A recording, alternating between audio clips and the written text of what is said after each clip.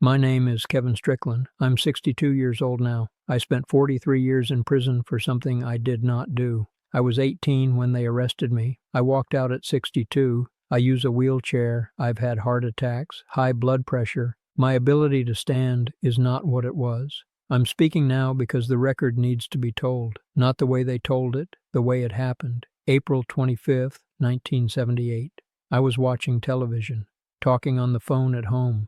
That night, 3 people were killed in Kansas City. Larry Ingram, 21, John Walker, 20, Sherry Black, 22. A woman named Cynthia Douglas was shot in the leg but survived. The next morning, police came to my mother's house looking for me. They accused me of the murders. I was 18 years old. 2 men, Vincent Bell and Kilm Adkins, were arrested for the crime. I knew them. Bell was my neighbor. We were friends. They found my fingerprint on Bell's car. I told them I'd driven that car before. Last time I'd seen Bell and Adkins was around 5 or 6 p.m. that day. Cynthia Douglas was the only witness. She told police she saw Bell and Adkins. At first, she said she didn't know who the other 2 men were. Then the police arrested me. She picked me out of a lineup.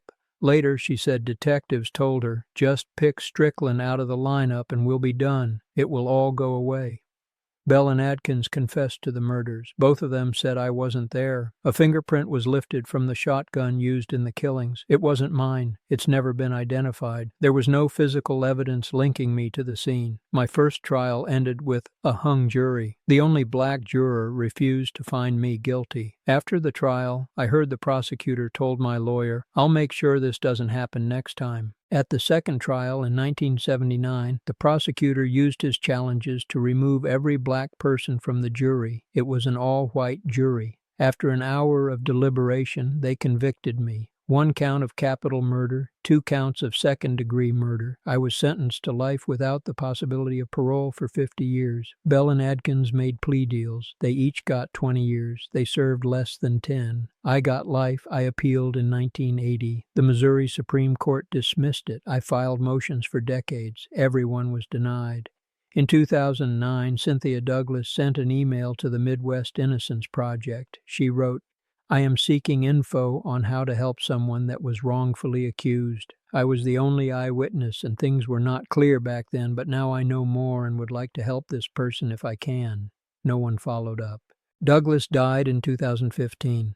Before she died, she told family members she had picked the wrong man. She said she was pressured by police. She tried multiple times to recant. Her mother testified in court in 2021. She said her daughter told her, "Mother, I picked the wrong guy. You don't think about time the same way when you're inside. Years blend together. 1 becomes 5. 5 becomes 10. My father died in 2011. I was in prison. My mother, Rosetta Thornton, died on August 21st, 2021. I couldn't go to her funeral. I was still locked up. I have 1 daughter. She grew up without me. I turned 62 in prison on June 7th, 2021, my 43rd birthday behind bars. I've had heart attacks in prison, high blood pressure. My legs don't work the way they used to. I watched myself age in a place I should never have been. In September 2020, the Kansas City Star investigated my case. In May 2021, Jackson County Prosecutor Jean Peters Baker reviewed the evidence. She wrote a public letter saying I was innocent and should be released immediately. Former prosecutors agreed, federal prosecutors agreed, the mayor of Kansas City, state lawmakers from both parties. The Missouri Supreme Court denied my petition for release in June 2021. Governor Mike Parson refused to pardon me. He said my case wasn't a priority. He said he wasn't sure I was innocent.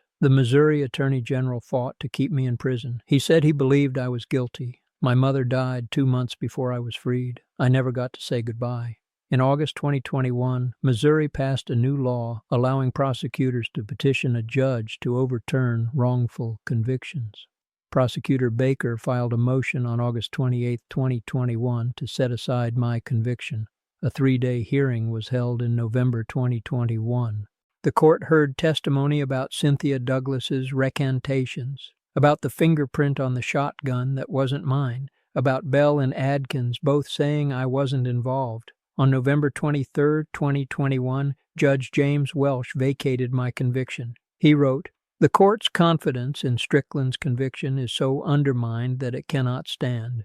I was released that same day. I was 62 years old. The first thing I did was visit my mother's grave. I hadn't been able to go to her funeral. She died 3 months before I got out. I stood there in a wheelchair and I talked to her. Missouri law says you only get compensation if DNA evidence proves you're innocent. My case had no DNA evidence, just a mistaken eyewitness and a fingerprint that wasn't mine. The state of Missouri did not pay me a single dollar for 43 years. People started a fundraiser online. Strangers donated over $1.6 million in less than a week. I'm grateful for that, I am. But it doesn't change what happened. The courts failed me. That's who should be making my life more comfortable. I was arrested at 18, released at 62. I never had an adult life outside of prison. I never went to college, never had a career, never raised my daughter the way I should have. Every major life event happened without me. Weddings, funerals, birthdays, graduations. The world I came out to is not the world I left. Kansas City looks different. There are highways and buildings I don't recognize. Technology I don't understand. A pace of life I'm still learning. People ask me how I feel. I don't know how to answer that. Angry, yes. But anger doesn't bring back 43 years. Relieved, yes. But relief doesn't change the fact that I'm 62 and my life is mostly behind me. I got my freedom, but I lost my time. Those are two different things. Cynthia Douglas told police I was there. Then she spent years trying to take it back. The prosecutor removed every black juror from my trial. Bell and Adkins, who actually committed the murders, said I wasn't involved. They served less than 10 years each. I served 43. The fingerprint on the shotgun wasn't mine.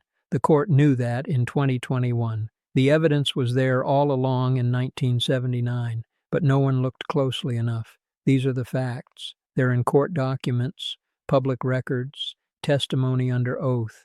I filed a lawsuit in 2023 against the Kansas City Police Department. I'm seeking compensation for what happened to me. I don't know what will come of it. I wanted to see the ocean when I got out. I said that before my release. I don't know if I ever will. I'm 62. I use a wheelchair. My health isn't good. I don't have decades ahead of me to make up for the decades I lost. People want to know if I've forgiven anyone. I don't think about it that way. Forgiveness doesn't give me back my 20s, my 30s, my 40s, my 50s. It doesn't bring my parents back, doesn't undo the years my daughter grew up without her father. I'm not here to talk about forgiveness or healing or moving on. I'm here to tell you what happened. I was convicted by an all-white jury based solely on the testimony of one eyewitness who later said she made a mistake. I had no physical evidence linking me to the crime. The two men who committed the murders said I wasn't there. I spent 43 years in prison. I was freed at 62 years old with limited time left to live. The state of Missouri has not paid me a cent. This is the record. This is what happened to Kevin Strickland, not a story, not a symbol, a documented account of 43 years taken from a man who should never have been convicted. I'm speaking now so the record is clear, not for hope, not for inspiration, just so you know what happened.